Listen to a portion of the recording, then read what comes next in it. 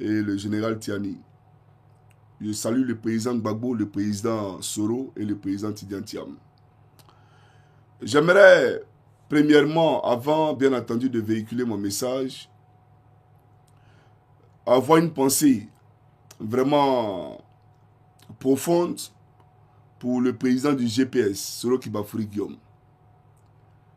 J'ai appris via les canaux des communicants du GPS qu'il a été violé par photocopie et son frère de Sendou. Mais j'aimerais dire au peuple de Côte d'Ivoire, soyez sans crainte aucune. Guillaume ne mourra pas de ça. Non, c'est pas possible. Guillaume ne mourra pas de cet empoisonnement-là. Il faut enlever ça dans vos têtes.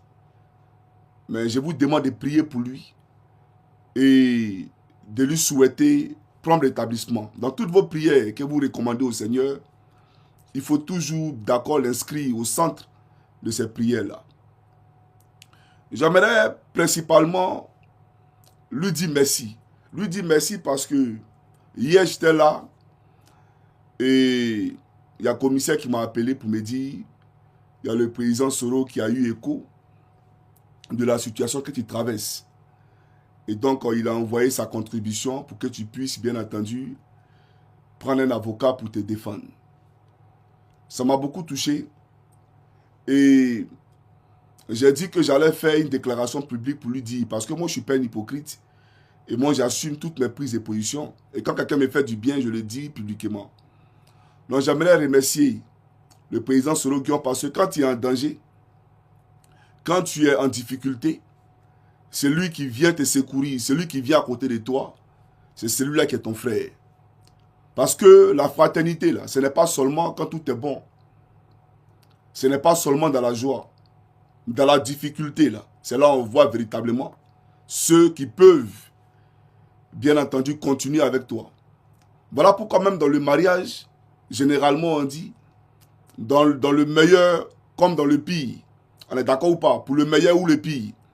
Donc, c'est pour dire, vous pouvez avoir des épreuves dans la vie, très éprouvantes, mais si vous avez des gens qui viennent, bien entendu, pour vous épauler, ceux-là sont des gens qui vous aiment véritablement. Donc, j'aimerais le saluer et j'aimerais le remercier. Et ça me réconforte encore dans ma position que j'avais vis-à-vis de lui.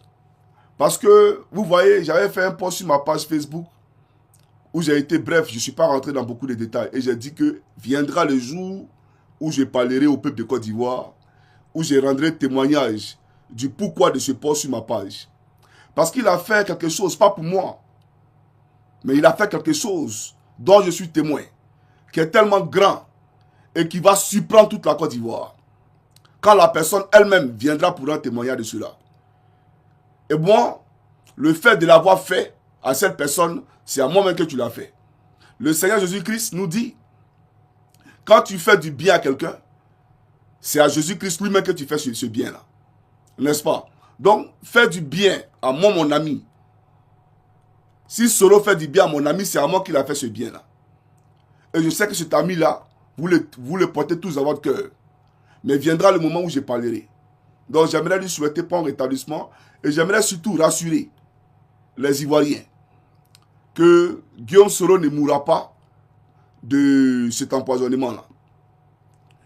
Et je vois les gens dire ça et là, c'est un rebelle, c'est un rebelle. On l'a tous dit. Mais passer l'émotion, il faut qu'on se parle, c'est important. Vous voyez, ceux qui sont en Côte d'Ivoire actuellement et vous là, actuellement ils sont en train d'entraîner une milice armée. Je ne dis pas ça pour vous effrayer, pas, ne soyez pas effrayés. Si Ouattara est président de la République de Côte d'Ivoire, après octobre 2025, moi, Johnny Pacheco, vous n'allez plus jamais me voir sur les réseaux sociaux. Moi, Johnny Pacheco, vous ne me verrez plus jamais sur les réseaux sociaux. Ouattara n'est pas le prochain président de la République de Côte d'Ivoire. Et ce n'est pas un débat. Ce que vous dites là, c'est vous qui êtes peu de foi. Moi, je ne suis pas un homme de peu de foi. Ce que je dis là, ça s'est passé comme je l'ai dit. Alassane Draman Ouattara n'est pas le prochain président de la République de Côte d'Ivoire. Donc, peu importe ces rebelles qu'il est en train d'entraîner, ils vont se chercher un à un. Parce qu'ils vont croiser l'Éternel. Ils vont croiser tous l'Éternel. C'est moi qui vous le dis. Donc soyez sans crainte aucune. Les pleurs et la souffrance du peuple de Côte d'Ivoire est montée jusqu'au ciel. Est montée jusqu'au cœur du Seigneur. Et ce pays-là sera délivré. Celui qui doute, il tombera quand Ouattara tombera. Parce qu'il ne faut pas douter de la parole de l'Éternel. Alassane Draman Ouattara tombera. Et on verra entre lui ce qu'il fait et notre Dieu avec qui on marche là, qui est plus fort que son camarade. Si Ouattara est président en octobre, nous là on ne fait plus vidéo. Mais avançons. Parce qu'il faut qu'on avance. Donc pour dire à vous mes frères et à mes soeurs et à tous nos compatriotes que le combat que nous sommes en train de mener, ce combat que nous sommes en train de mener, c'est un combat pour la souveraineté totale, la liberté du peuple de Côte d'Ivoire de décider d'eux-mêmes de leur politique environnementale, sociétale, extérieure, etc., etc. Vous comprenez? Donc, voici des gens qui sont à la tête de notre pays, qui ont décidé de museler toute la classe politique ivoirienne, de museler l'opposition et de faire la guerre à M. Koukounion, Christ Yvon. Mais dans mon nom là, tu vois pas Christ? Mon nom c'est pas Johnny Pacheco, hein. Je m'appelle Christ, RT à la fin. Dans moi-même là, je suis un holocauste pour le peuple de Côte d'Ivoire. Je suis un sacrifice pour le peuple de Côte d'Ivoire. Tu n'es pas au courant de ça? Mais pour te dire que je ne suis ni effrayé, je ne suis point effrayé. Et puis, je n'ai pas peur de la police. Non. Moi, je ne suis pas un criminel. Moi, je parle. Je ne suis pas un criminel. Et je parlerai toujours pour mon pays. Pour cette Côte d'Ivoire, pour cette nation ivoirienne, je parlerai toujours. Parce que, eux-mêmes là, je pense que c'est les êtres humains, ils ont un cœur. Et donc, au fond d'eux, même s'ils étaient, je ne dis pas que c'est le cas, mais même s'ils étaient dans un complot avec vous, l'État de Côte d'Ivoire, mais eux-mêmes là, quand ils vont se coucher là, ils savent que le jeune homme qui est là, c'est un garçon. Le jeune homme qu'on appelle Koukounion Christ là, le monsieur là, c'est un garçon, c'est un homme avec grand âge. Moi, je ne vais pas reculer devant qui que ce soit. Non, et la prison là, c'est fait pour les hommes. C'est fait pour les hommes, pas pour les animaux.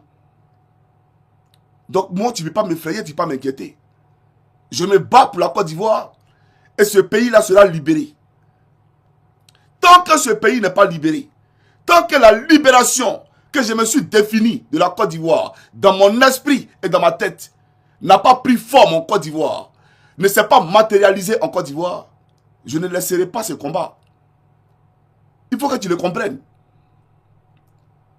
Alors, j'aimerais dire à mes frères, soyez sans crainte aucune. Ne doutez même pas de vous-même. Je sais que dans vos foyers, vous parlez. D'ailleurs, j'ai un message du prophète Eli Pada pour vous. Je ferai la vidéo sûrement après. Mais là, il faut que je parle. Donc voilà pourquoi je suis venu pour m'ouvrir à vous. Et question aussi de faire la promotion de ce nouveau compte-là. Mais j'aimerais annoncer la couleur de demain.